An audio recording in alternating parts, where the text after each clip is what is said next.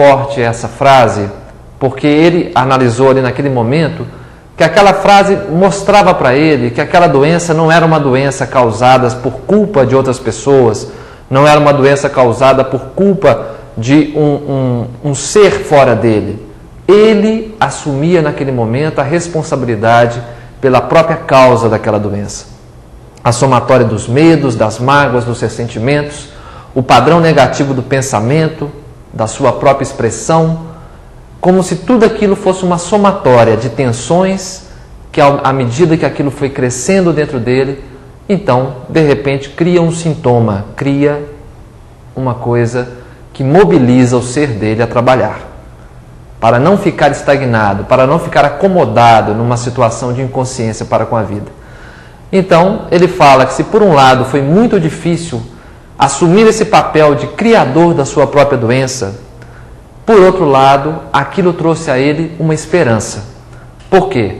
Porque se eu criei a minha doença, por que eu não posso criar a cura dela? Se eu criei essa doença na somatória de negatividades, na somatória de pensamentos, sentimentos, mágoas, ressentimentos, programações mal feitas, por que eu não posso agora criar um estado contrário a isso, de harmonia, de um pensamento positivo, de um sentimento limpo?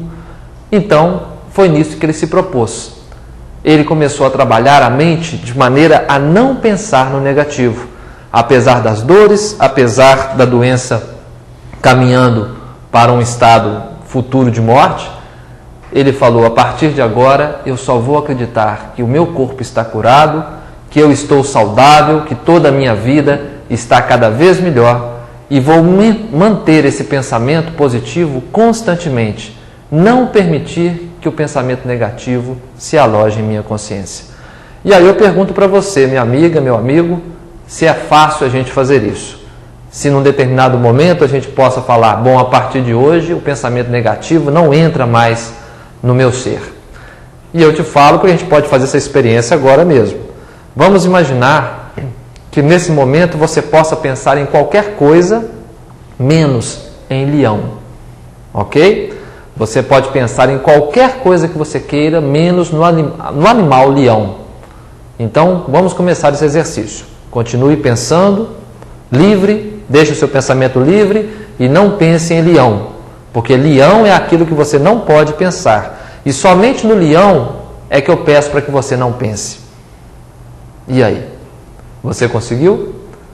Acredito que não, porque até na minha mente fica difícil de eu não pensar. Vem o leão de paraquedas, vem o leão cor-de-rosa, mas é como se fosse uma coisa que eu não pudesse controlar. Ele vem, eu tento mandá-lo embora, ele volta, eu tento mandá-lo embora.